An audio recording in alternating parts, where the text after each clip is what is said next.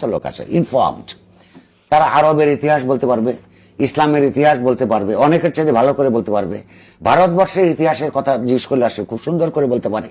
কিন্তু যখন ৭১-এর ইতিহাসের কথা বলে তো দেখবেন কি বলে, আমি তখন শিশু ছিলাম,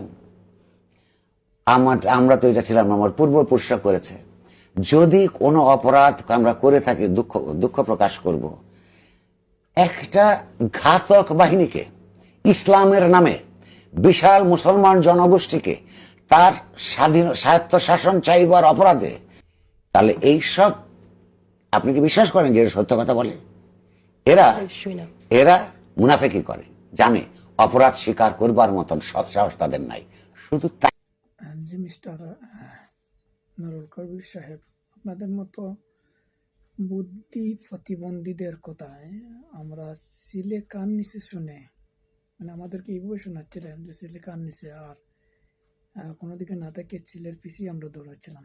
এখনো আপনারা সেটাই করে যাচ্ছেন, কিন্তু ওই আমাদের সময়ের মতো এই সময়ের তরুণরা নয়। এটা প্রমাণ হয়েছে ২৪ জুলাই আন্দোলনে। আপনারা যতই চিল্লা চিৎকার করেন আর সেই বলি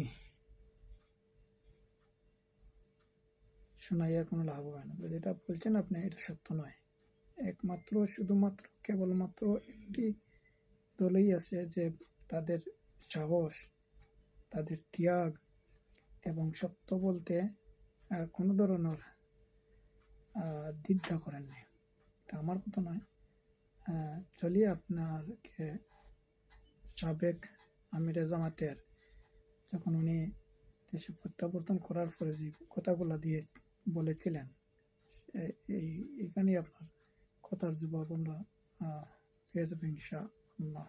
ময়দানে যারা কাজ করেন, বিভিন্ন দলের মধ্যে মতের পার্থক্য থাকা খুবই স্বাভাবিক, এবং এই পার্থক্যের কারণে রাজনৈতিক সিদ্ধান্ত ভিন্ন ভিন্ন হয়, বিভিন্ন দলের বিভিন্ন রকম রাজনৈতিক সিদ্ধান্ত হয়, এবং এক দলের সিদ্ধান্ত আরেক দলের নিকট গ্রহণযোগ্য হয় না।